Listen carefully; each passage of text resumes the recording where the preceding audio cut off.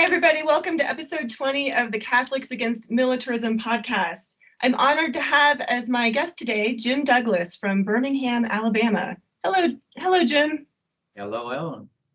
It's great to see you. I'm just going to tell you guys a little bit about Jim. Be patient. He's had a very long and fruitful life. Jim is an author, activist, and theologian. He started out, his initial intentions as a young man were to be a nuclear physicist, which he went to Berkeley for, but then he left, deciding that was not his path.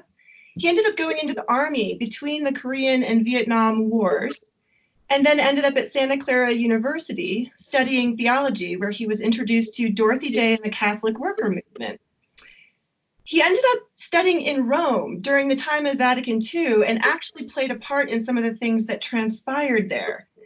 He became a part of the Vietnam resistance to the Vietnam War and to the anti-nuclear movement of the 80s, started writing books and teaching, and then formed the Ground Zero Center for Nonviolent Action with his wife Shelley and 7 friends in 1977.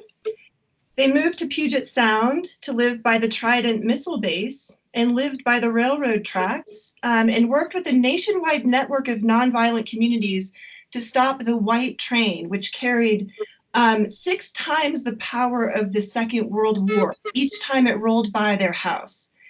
In 2000, they moved to Birmingham to block the trains that were going to the Kings Bay, Georgia base. And when the train stopped going, they started Mary's House, a Catholic worker house for the homeless. From there, they took several missions to the Middle East to provide medicines and other supplies to the people who were suffering from the sanctions there. And in 2008, Jim published a very important book called JFK and the Unspeakable, which is widely known as one of the best books ever written about the assassination of John Kennedy. He is now at the age of 82 working on a book on Martin Luther King Jr., Robert Kennedy, and Malcolm X. So, Jim, did I get all the key points? It's fine. All right. Well, there's about 1,000 things I want to talk to you about today. Your introduction to Dorothy Day, your work in Catholic workers, your missions to the Middle East. But I thought that the one thing we could talk about is Jesus's command to love our enemies. I think you're one of the people I know who has actually put that into practice in your own life. And I'd like to talk a little bit about what that means and what it looks like and how we do it and why we do it. So I was wondering if you could tell me the story of the leaven that is included in your book, The Nonviolent Coming of God. And it's about your time in Rome during the Second Vatican Council and one of your enemies and how you dealt with your enemy. Well, the person you're referring to, Ellen, is Father Austin Fagathy, who was my teacher at Santa Clara University. And he was a great professor of ethics. And he wrote a book called Right and Reason, which was used in all the Jesuit schools in the 1950s. It was the text of ethics.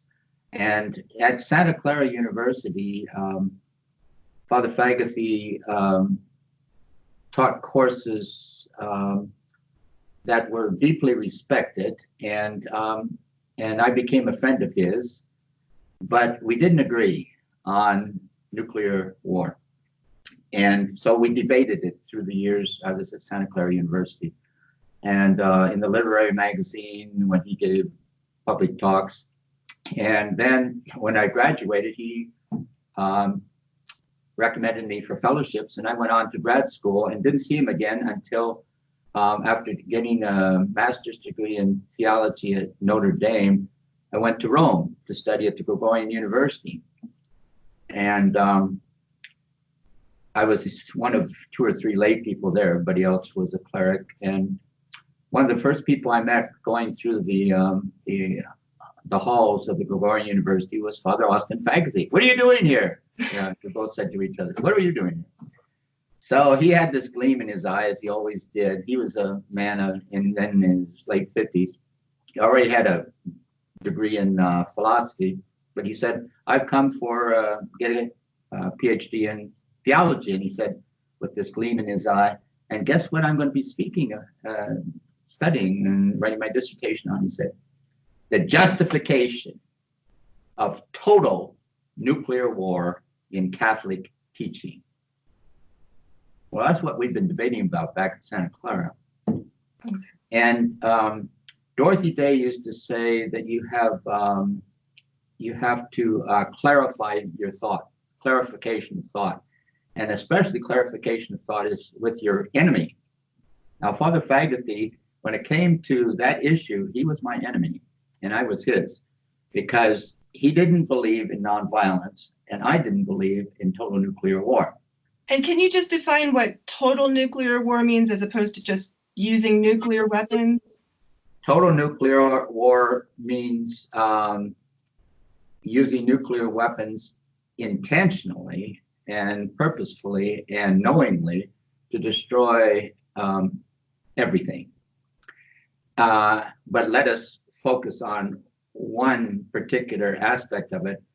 It destroys whole cities at a time, enormous numbers of people. And Father Fagathy's part of the truth is that he didn't believe, and I agreed with him on this, that there could be a limited nuclear war. I don't think there is such a thing as a limited nuclear war, because the definition of total nuclear war is where you make no discrimination between combatant and non-combatant, between, say, children or women working in a home or whatever, and people who are firing weapons regularly. And Father Fagathy said, yeah, you can't do that with nuclear weapons. They're just too huge. You don't make that distinction. They're going to kill everybody, and the radiation can go around the world. So he was right on that. So in the United States, limited nuclear war was being used to justify nuclear weapons by Catholic theologians. Catholic theologians were using that. Father Fagathy said that's nonsense. We have to go for the whole thing. So and I agree with him that it was nonsense. Yeah, so he acknowledged that this idea of limited nuclear war was an abstraction and a fantasy that did not apply to reality. Exactly. Okay. So he had that part of the truth. Where I think he was seriously wrong was in justifying that. I thought that was a serious mistake. Yeah. So when he said that in Rome, I said, well, will you share your work with me? And he said, I'd be glad to.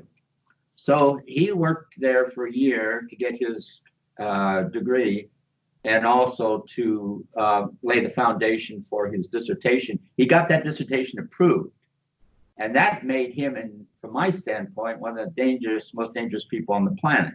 Because here he is, a profoundly respected teacher of ethics in American universities, Catholic universities, in the most prestigious Catholic university in the world in terms of theology, the Gregorian University, which is a resource for the Vatican. And he's going to justify this whole thing through holes in Catholic theology that have already been established by popes or councils not speaking comprehensively enough on this subject. Father Fagathy was a logician. He could drive a truck through a hole. Yeah. So he went back to Santa Clara University, having laid the foundation for his thesis and his dissertation, and having gotten the approval of it. And but I stayed there, and I stopped studying theology at the Gregorian, and I went to lobby at the Vatican Council, because if you're in Rome, and if you come over to Rome to study the theology of war and peace, which I had, and the council is about to do something on that, well, you know, do what you're called to do where you're called to do it. So thanks to Father Fagathy, the community that lobbied at the Vatican Council did so with a purpose of asking the bishops at the council to condemn total war precisely, so that could not be justified. Yeah. That's what happened. So you started lobbying the bishops who were there. Yes. And there was, I believe, in 1965, they were going to make some kind of decision on this. And there was a fast, like Dorothy Day came and a bunch of other women came and fasted outside the Vatican. Yes. So Dorothy Day was at the very heart of this whole process. She came and stayed in the apartment where I was, and she, for 2 weeks, fasted with the other women, especially from France, Community of the Ark. And that was the heart of the appeal to the bishops, and they took this stand in support of conscientious objection and in condemning nuclear war. And from my standpoint, it was thanks especially to my friend, my opponent, my quote enemy, Father Faguthy. So by reading his work and understanding his position, you were able to better articulate why this was Sure. important. Sure, and that wasn't his purpose in writing the work, obviously. But as a result, then I think we all went to a deeper point. We all went to a deeper point, and if we weren't able to talk to each other, a lot of things wouldn't have happened. Wow. We have to talk to each other. I have to talk to each other. If Dorothy Day had not talked to John Kennedy, a lot of things might not have happened. A lot of people don't know that Dorothy Day knew John Kennedy. I didn't know that. All kinds of things don't happen if you don't talk to each other. She spent a night talking to him about War and Peace. It's in Loaves and Fishes, one of her books. Oh. So that's a key to understanding John Kennedy. You knew Dorothy Day. How many presidents go into the Catholic worker to understand what's going on there? John Kennedy did it long before he became president. Wow, I didn't know that. Before he was president. Amazing. It's in the book you were holding up. Okay. It's in the end notes. You got to read the end notes. Oh, I haven't read the epilogue yet, actually. I haven't read that part. Wow, that's fascinating. Yeah, it's in the So end I note. wanted to read this. About 2 pages of an end note. Yeah. Oh, cool. I wanted to read this section in the Catechism. It Sure. says 2314, every act of war directed to the indiscriminate destruction of whole cities or vast areas with their inhabitants is a crime against God and man, which merits firm and unequivocal condemnation. Is it fair to say that without the lobbying efforts of yourself, Dorothy Day, the other peace activists, that this would not be in the Catechism right now? You forgot Father Faguthy. And Father Faguthy, right? You're Absolutely. And without the work of people in the church, a large part of the Vatican Council wouldn't happen, because the whole thing is from the bottom. And that's what the church is all about. That's what it's supposed to be all about, and that's what Jesus is all about. And love your enemies is a basic teaching. And so if you can't love your enemies, you can't hear what they're saying. And if I can't hear what Father Faguthy, quote, my enemy, is saying, or if John Kennedy, this is more appropriate, if John Kennedy can't hear what Nikita Khrushchev is saying, you and I don't have this conversation because we don't have a world. Right. I think it's important for people to understand, too, that at this time there were highly respected theologians in the church that were advocating for a development of the just war theory to include a permission for total nuclear war. Well, not total nuclear war. Father Faguthy was unique on that. There were some, but John Courtney Murray, the most respected theologian in the United States and respected as a liberal, not a conservative, he justified limited nuclear war. So he was taking a position that was, in one sense, is just as dangerous as Father Faguthy, because it was something that was acceptable within the framework of U.S. policies at that time.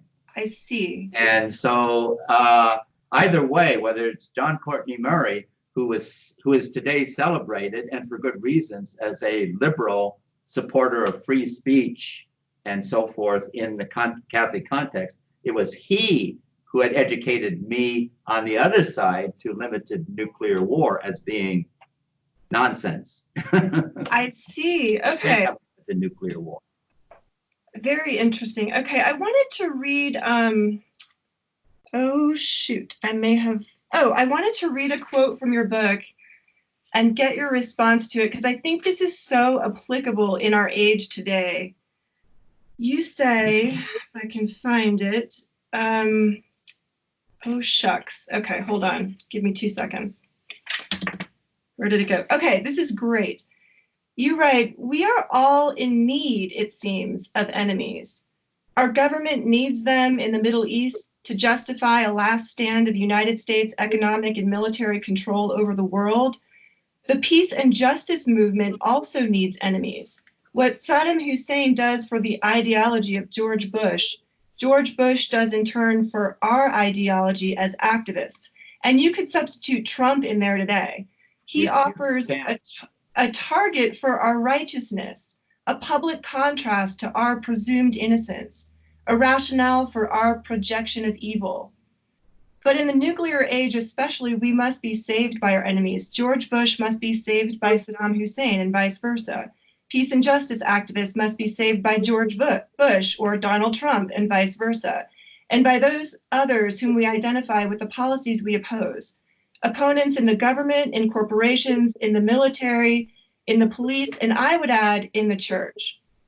Love your enemies, we are told, not as an impossible demand, but as a way of saving us from our righteousness and from our self-destructive, world-destructive violence. That's amazing. What do you mean by that? Can you expound? Well, if we take Jesus seriously, and that's hard to do. I'm going to repeat that. If we take Jesus seriously in what he says, in what he does, and in how he dies, then the kingdom of God is my enemy. If I can't love my enemy, whoever that may be, whoever I like the least and want to have the least time with, or would like to bash, whoever that is, that's God. I mean, that's the gospel. I mean, if we know from Matthew's passage in particular that the least of these, whoever I think is the least of these, if I can't put that down and go like this, I can't reach the kingdom of God. That's what Jesus is talking about.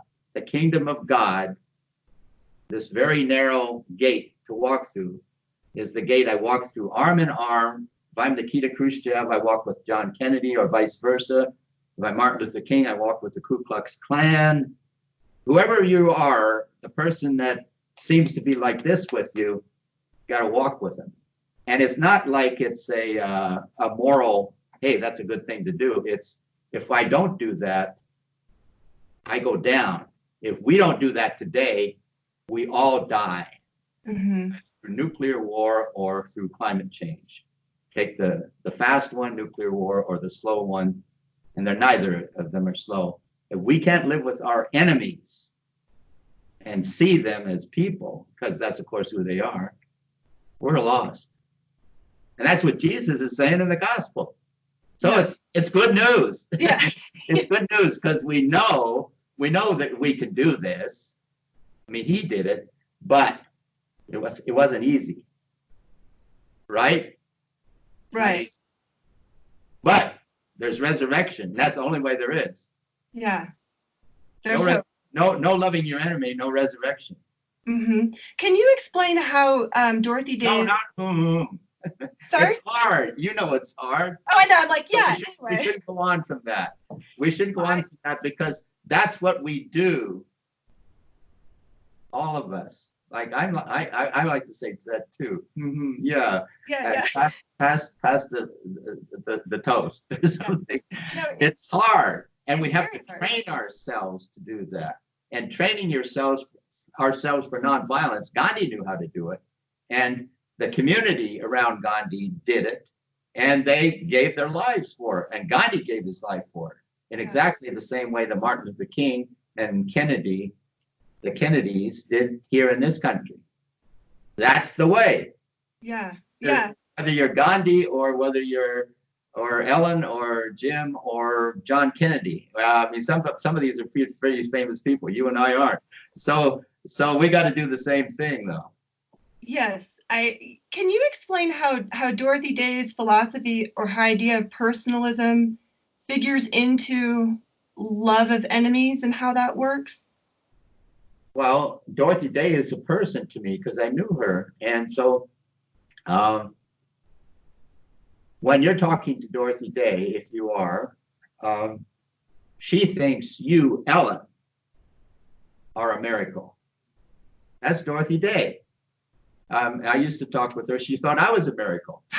Well, I also learned to see that she thought that of every person she met. I mean, I wasn't a unique miracle. She thought every person she met had something in him or her, or a little person or a big person, or Martha Hennessy, whom you had on your program just a week or two ago, who's now going to jail for a couple of years, her granddaughter. Each of us was a profoundly powerful and extraordinary person to Dorothy Day. That's the key to Dorothy Day. Mm-hmm. She sees more in you than you, Ellen, see in yourself, because she knows, because the way she lives, yeah, the kind of person you are and can be. Yes. That's personalism. And that's Dorothy to another person. So and she would say that about Peter Morin, who co-founded the Catholic Worker with her, or she'd say that about, like I just said, anybody she meets on the street, because that's who Dorothy Day is. She lives in such a way that she comes to see what we would call the image of God, which what a Buddhist would call the Buddha. She sees the heart of the person that she's with, and that's transforming to that person. It's been transforming to me ever since I saw her. I wouldn't have written that book had it not been for Dorothy Day. And I didn't know she'd met John Kennedy when I met her, but through her, she suggested to me when he died that I should pay attention to him. Wow.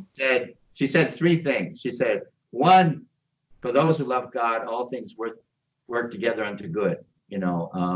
Because Kennedy had been shot to death, but there was something good about that. And second, she said, I prayed to him. Huh? You prayed to John Kennedy? What does that mean? Yes, I prayed to John Kennedy. She didn't say she knew him, but I learned later she didn't know him. He was a saint now. From her standpoint, he had gone on to that. Yeah. And thirdly, she said, pay attention to him. She told me to read a current issue of the New Yorker magazine, which had a profile of him in it, which I did. And then 30, 40 years later, I caught up to what she was saying. Pay attention to him. This is not who you think they say he is. He's beyond that. She knew that because she knew about Ellen. She knew it about John Kennedy. She knew it about everybody. But in the case of John Kennedy, we've had huge disinformation and lies told by the same powers that killed him, have told lies about him. And Dorothy Day knew though there were lies because she knew the man. He had come and visited the Catholic Worker. Yeah, it's interesting. I teach Catholic high school, and if I bring up, my students they're 14, they don't know much about anything historically speaking yet. But the one thing they think they know about, when I bring up John Kennedy, it is like a backlash, and they tell me he was an adulterer, he was a bad person, we shouldn't look to him as an exemplary Catholic. I think to myself, of all the things they know, this is what they've learned about him, and it's very hard. It's almost like I feel like it's dangerous to bring him up. And I know you've told the story 1,000 times, but could you tell us the story of him and Khrushchev and what happened that was so kind of miraculous in some ways, and has to do with loving your enemy and seeing your enemy as a child of God? Because I think if we don't see them that way, we're never going to be able to listen to them or talk to them. Well, a lot of people don't know this, but John Kennedy and Nikita Khrushchev had a secret correspondence for a year and a quarter before the Cuban Missile Crisis, a secret correspondence. They smuggled letters back and forth to each other. And the reason why they were doing this was framed in Nikita Khrushchev's first letter to JFK, which was in September of 1961. So it's a year and 1 month before the Cuban Missile Crisis. And he said, Mr. President, we had a very disappointing meeting in Vienna. They had one summit meeting. Only time in their lives they ever saw each other was in Vienna in June of 1961. So Khrushchev is saying, he initiated the correspondence, and he said, Mr. President, I think we really need, as you had suggested at that meeting, to talk to each other in such a way that there aren't cameras on us, that everybody isn't waiting to see how is this guy going to confront that guy and do it in a way that will be victorious, or that will, be stronger for his side, East versus West, communist versus capitalist. And then Nikita Khrushchev, in this first letter to John Kennedy, I'm talking about the enemy now first, not Kennedy, he says to him, it's like Noah's Ark. This is the atheist bringing up to the Christian, Noah's Ark. This is what Khrushchev says. This is all in their now public letters. Your listeners can look at this up. Yeah. Says, it's like we're on the ark together. All of us are on the ark together. And we need to keep the ark afloat, Mr. President. So he sends that secretly through an agent in Washington to Kennedy's press secretary, knocks on his hotel door one night, gives it to him wrapped up in a rolled newspaper, this 26-page letter. It was a long letter. He said all kinds of things. Khrushchev did all the things they disagreed with. He said in this letter, but he also said, let's keep the ark afloat. So, Salinger, who's the secretary, says, what are you giving me a newspaper for? And the guy says, well, look inside. And then inside is this letter, and it goes to Kennedy. So he writes back, and he says, yes, let's keep the ark afloat. That's what they did in the Cuban Missile Crisis. And they did so at a moment when John Kennedy was losing control of his own government because the military, they wanted to invade Cuba. They had already tried to do it in the Bay of Pigs, and Kennedy had said no and had not allowed the military to go in at the Bay of Pigs, and he lost at the Bay of Pigs. So Kennedy was prepared to lose a military fight rather than engage in a war that could be a nuclear war. And in the midst of the Cuban Missile Crisis, he asked Khrushchev to help him because the military, a guy named General Curtis LeMay in particular, who was head of the Air Force, they were pushing Kennedy, and so were almost all of his advisors. And he was losing control, and we were on the edge of a nuclear war,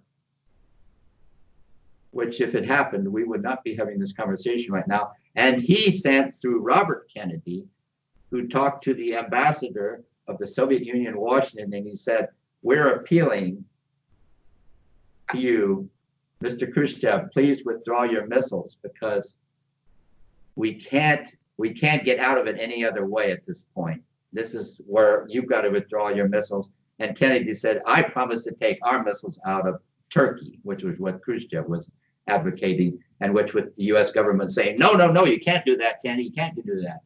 So they both did that, and each trusted the other at the height of the risk of nuclear war. Had they not done so, had those two enemies, the capitalist and the communist citing the Bible in his original letter, this is all beyond our imagination. That's the story behind the resolution of the Cuban Missile Crisis, and it's the story that we have to live out, or we're going to have omnicide, destruction of life on Earth. Do you know how many letters? That's the gospel story. That's Right. the story of Jesus. It's the story of loving your enemies and resurrection. Mhm. And resurrection means resurrection of us all in this life, as well as something else. But first of all, in this life. And if we don't have that kind of a resurrection, we're going to have nuclear war, or we're going to have climate catastrophe. It's up to us. Yeah. Through what Jesus is telling us. And how many letters had they exchanged at that point? Do you remember, like before the Cuban Missile Crisis? A couple of dozen. There are a lot of letters. And they're all published now in a State Department book, Kennedy-Khrushchev Exchanges. Kennedy-Khrushchev Exchanges. I think you got it there because you I told have me. it somewhere, but I'll look to It's it. a little book, but it's got a lot of letters in it. Yeah. You can read all those letters. And if you read all those letters, you read a lot of disagreements between Kennedy and Khrushchev, but they're working it out.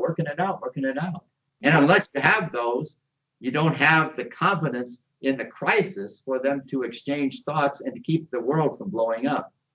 So they had established that relationship prior to, and because they actually trusted each other in some ways more than they trusted the people around them.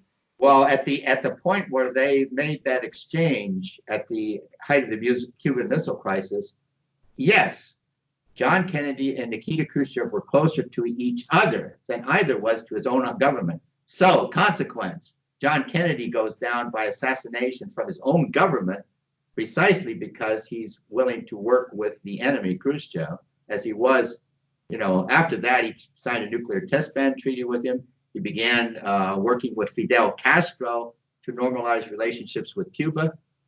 Even today, we haven't quite done that. Kennedy was doing it at the height of the Cold War. So in other words, Kennedy is risking his life for the sake of the lives of all of us. So this is the person that's being told about in your local Catholic schools, don't pay any attention to him because he's an adulterer. I'm not saying he wasn't an adulterer. I'm saying that there was another dimension to John Kennedy, and Dorothy Day saw it in him. Wow. I'm going to read Loaves and Fishes now for sure.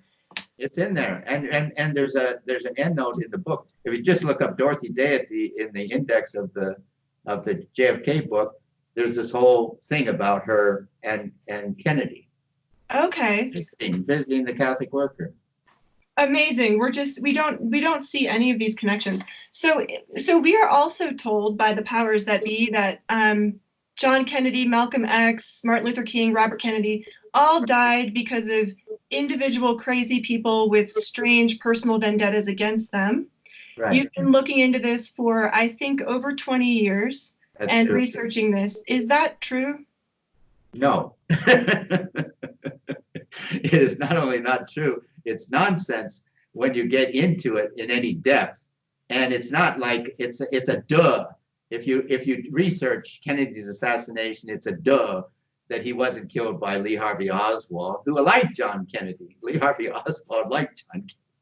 But and he certainly didn't do the things that he couldn't possibly have done on that day. And if you read the details, even as I present them in the book, but that's beside the point. The big point is the whole deal is that Kennedy was doing what a president is not allowed to do, working with the other side. It's treason, right? It's treason. And that's exactly why he was killed. The people who killed him, namely the Central Intelligence Agency, working on behalf of other dimensions of the U.S. government, is a big deal. It's not a few renegades or that's not the deal at all. It's people from the highest levels of the CIA. Allen Dulles, who Kennedy had fired. Kennedy fired Allen Dulles because he had lied to him about the Bay of Pigs. So who is appointed to investigate the murder of John F. Kennedy? Allen Dulles. Yeah. The Warren Commission is not the Warren Commission, it's the Dulles Commission. I've heard you say a perfect example of propaganda.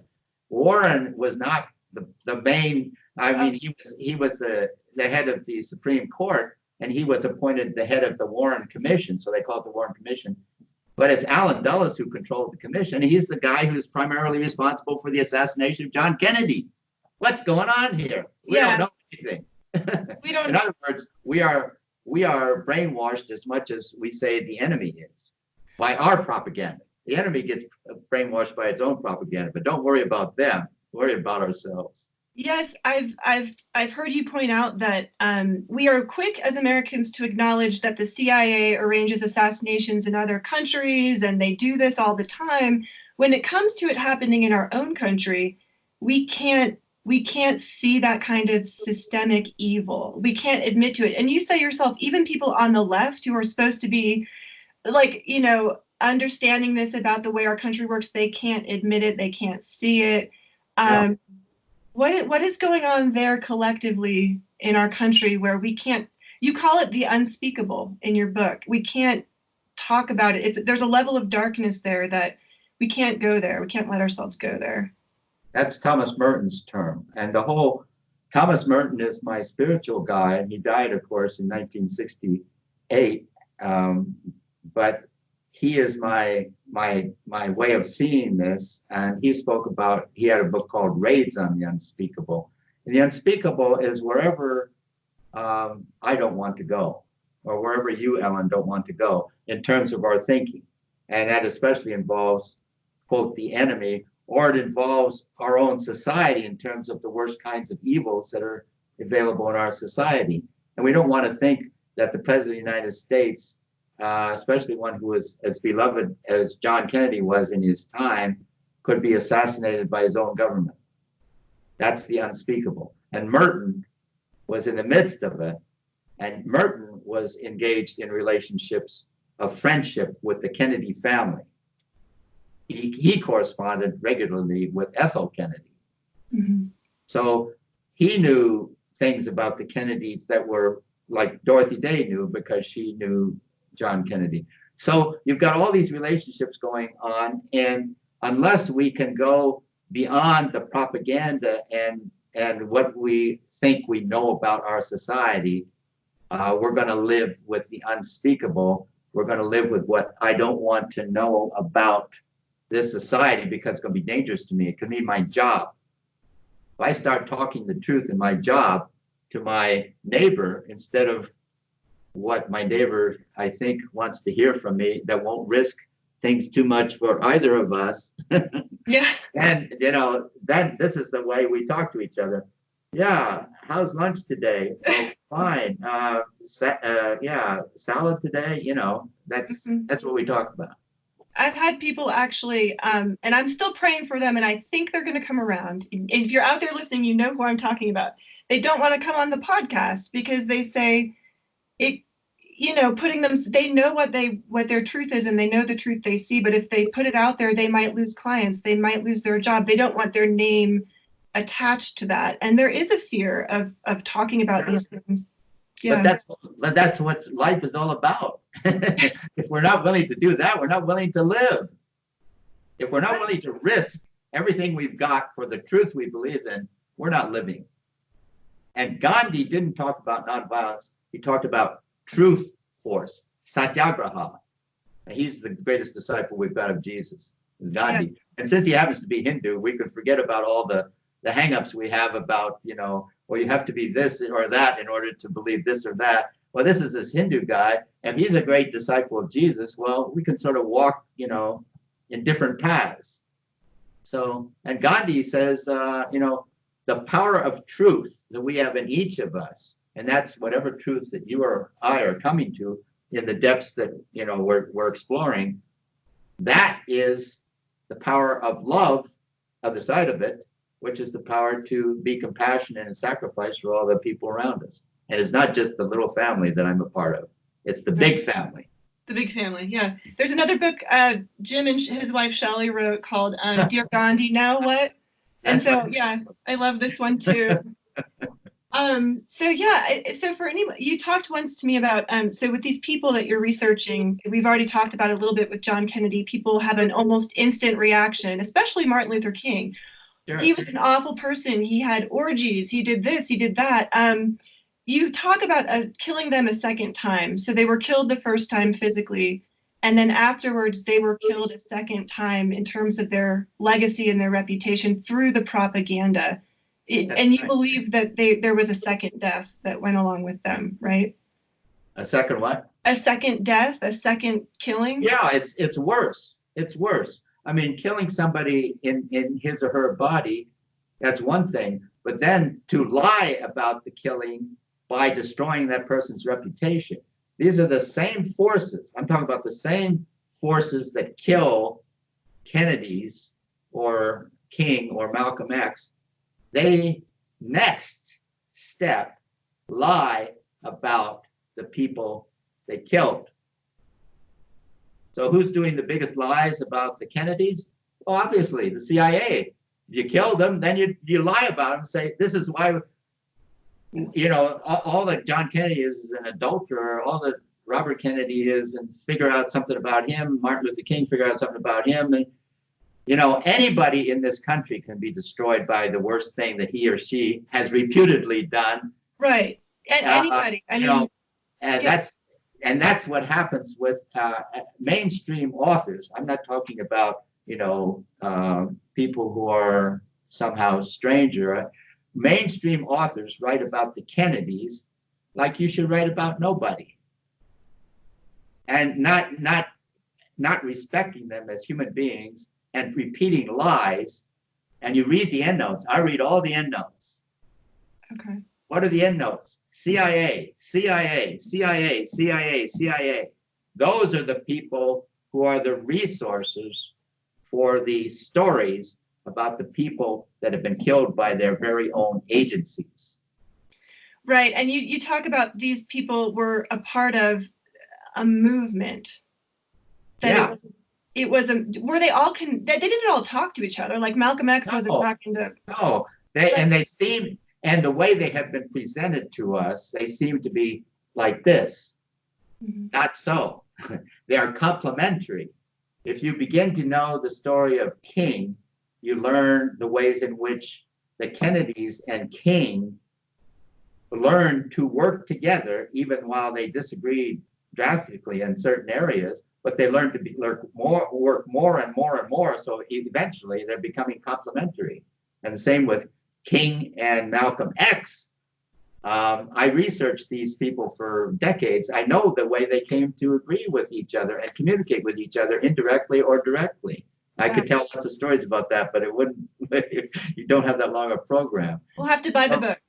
Yeah, so all four of them are representatives of a movement. So you've got two people that are on the periphery, Malcolm and Martin, and who seem to be different. They aren't. They're converging. In fact, a week and a half before Malcolm was assassinated, he went to Selma to see Martin Luther King, and that story is out there. He and Coretta King got together, and they talked closely together. And Malcolm was saying how he didn't come there to destroy Martin or anything. Martin was in prison, so he couldn't see Malcolm. Mm-hmm. But the point of this is that they were trying to get together at the time that they were killed. That's a reason for the killing. Malcolm X and Martin Luther King, what an explosive combination. What could they have done? Yeah. And Robert Kennedy is the source of the Poor People's Campaign for Martin Luther King. That's a story. Wow. How did it happen?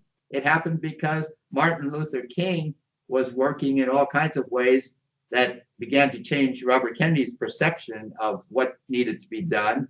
And he was being pushed as Attorney General. He was the head of the law enforcement in the United States. And King, of course, is pushing that. Freedom writers are pushing it. They're pushing. And Robert Kennedy began to see, I'm not seeing. And he began to influence his brother, who made some strong statements in support of the civil rights movement because of Martin Luther King. So there's all this process. It's going back and forth. So then in Mississippi in 1967, after John Kennedy is dead, a woman named Marion Wright, who today is named Marion Wright Edelman because she married Robert Kennedy's assistant, Peter Edelman. She's in Mississippi as an NAACP lawyer. And because of the terrible hunger, which is killing people, hunger in the middle of the United States in Mississippi, she gets senators to go down there and see that hunger. And when Robert Kennedy is walking into a house, hardly a house, it's dirt floor, there's a tiny child, a little girl, 2 years old, and Marion Wright sees this. There isn't anybody else there, just Marion Wright and I think Peter Edelman might have been in the background. And Robert Kennedy, he reaches down, he tries to touch this child who's just pushing little pieces of rice around on the floor. And Robert Kennedy crawls on the floor there with this child for about 5 minutes, trying to get some response from her. And Marion Wright, who's watching this, she's thinking, I wouldn't do all of that. And from that moment on, she's with Robert Kennedy and she believes in him. So, if you fast forward, Robert Kennedy goes back and he tries to get the Senate to do something. He tries to get the OEO, Office of Economic Opportunity, to do something. He tries to get Lyndon Johnson, the president, to do something. None of them will do anything for the people in Mississippi. So Robert Kennedy, in September of that year, after there's been a whole bunch of uprisings in cities throughout the country for reasons similar to what's going on in Mississippi, Kennedy sees that Johnson isn't going to do anything about all this. He's focused on the Vietnam War. He's focused on his war on poverty, which isn't touching at all those people in Mississippi. So then Marion Wright and Peter Edelman, who have become, they've fallen in love, which is a little bit analogous to what's going on between King and Kennedy. They go to see Robert Kennedy at his home, you know, and Robert Kennedy's in the swimming pool, and he's looking up at them, and they're standing over him, and he starts talking to them about what needs to be done in Washington to get people to see poverty the way he'd come back and talked about it to his children. They were electrified when they heard what their father walked in with, and he says, finally, he gets up and he's walking next to Marion out of the pool, and he says, what are we going to do? And she says, well, I'm going down to Mississippi again. And by the way, on the way, I'm going to see Martin Luther King. He says, tell Martin Luther King to bring the poor people to Washington. And then she says, yeah. And he repeats it, tell him to bring the people to Washington and just stay there with the poor people until the Congress agrees to act and to engage in nonviolent disciplined resistance to it. She goes to Atlanta. Directly from there, she walks into King's office in Atlanta, just the two of them, and she says, got a message for you from Robert Kennedy. And she tells him that, and it's not like it's the first time he's ever heard that kind of thing, but hearing it from Robert Kennedy, he says, yes. And that's where the Poor People's Campaign comes from. And in the retreat that King and the Southern Christian Leadership Conference has in the next week, Marion Wright presents that vision. And King very quietly sits and supports it, and they take it on. Wow. Only with King's insistence all the way. SCLC is resistant all the way. Wow. And the board is resistant. Everybody is resistant except one guy who's in the background, who's in the Senate, Robert Kennedy, who next April is running for president of the United States. Wow. So you've got the insider and the outsider like this coming together. People publicly don't know it and don't know about it to this day because it's all the propaganda is King and the Kings and the Kennedys. They're working together. Wow. So the visionary in the Senate and the visionary in the forefront of the Poor People's Campaign, who begins the Poor People's Campaign by going to the poorest of the people in Memphis, Tennessee, he goes down, and 2 months later, the second one goes down. That is no accident. Right. They go down because of the vision they hold together. And unless we come to terms with that today, we all go down. Right. That's amazing. I can't wait to read the next book. I asked you this once before. I want to ask you once again. I know what you're going to say, but I just want to ask you, is 9/11 somehow connected to the systematic evil that is unspeakable that you write about with these assassinations? Well, let me ask this question to the people who are watching this or listening to it.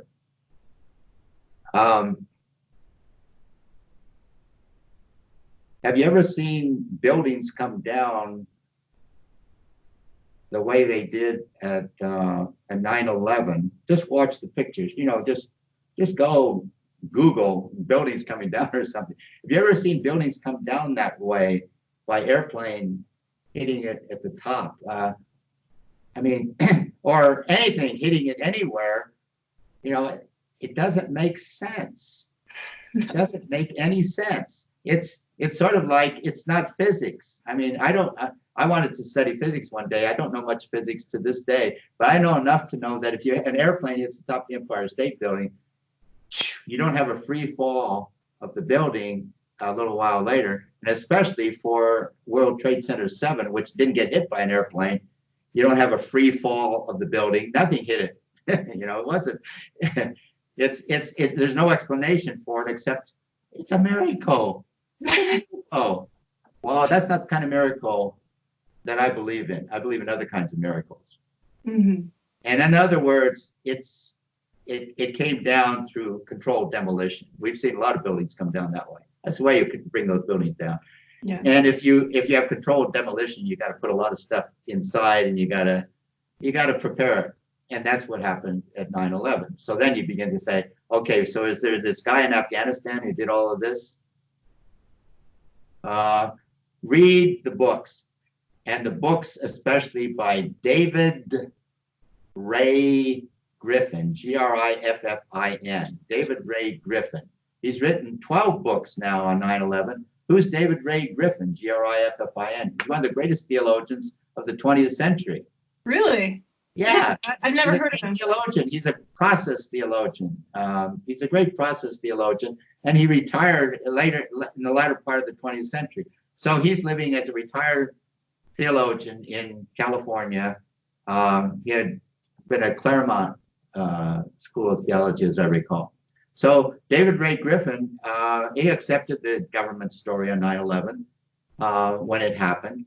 But then, a year or two later, he's just asking basic questions. Like I was asking one basic question. There are about a dozen or 20 or 30 basic questions you can ask about 9/11 that don't make any sense according to the government story.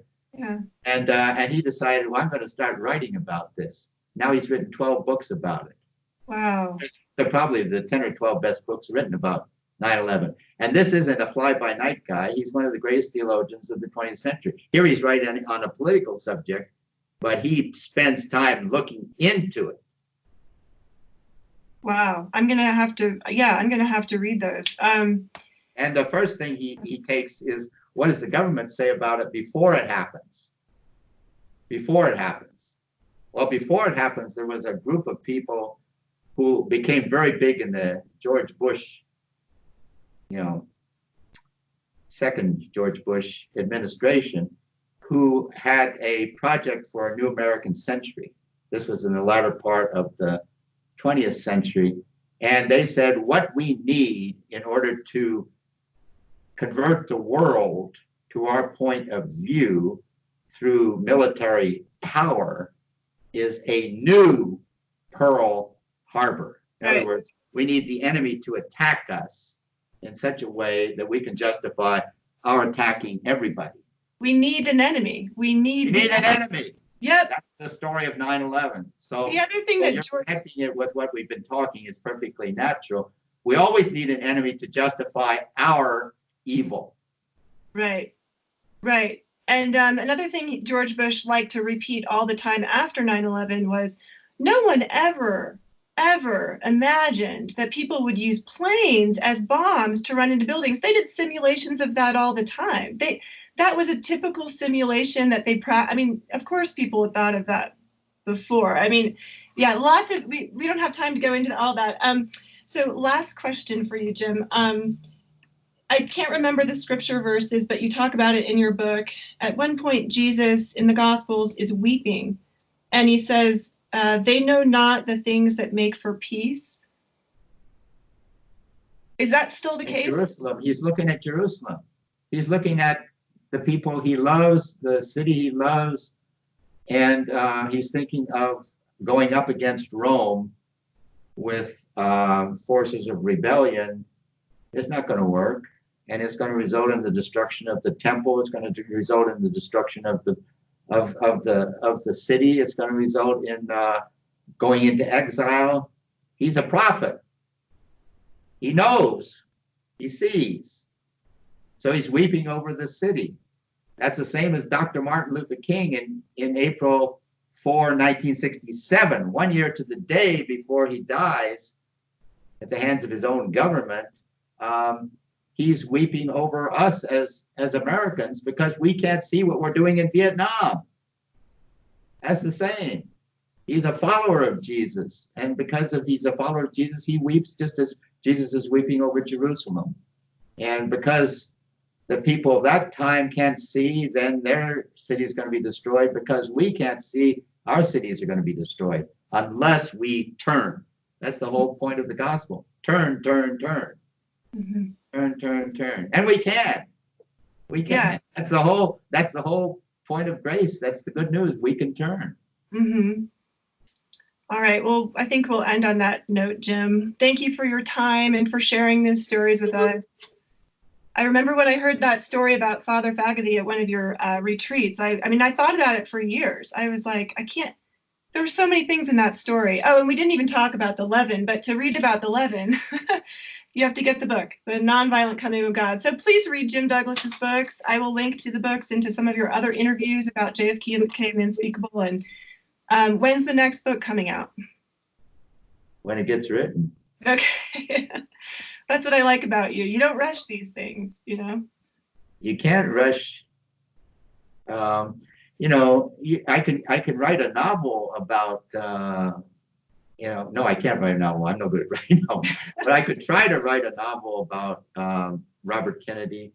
But to find out the truth of what was going on in his life that was so risk-taking that it caused his death. Well, the one I gave as an example, I didn't know that very well, that he was behind the Poor People's Campaign. But when you learn that, then you see his links to Martin Luther King, and that's why a government that was threatened by that kind of power would kill Martin Luther King to keep the Poor People's Campaign from happening, would kill Robert Kennedy to keep him from being the next president of the United States.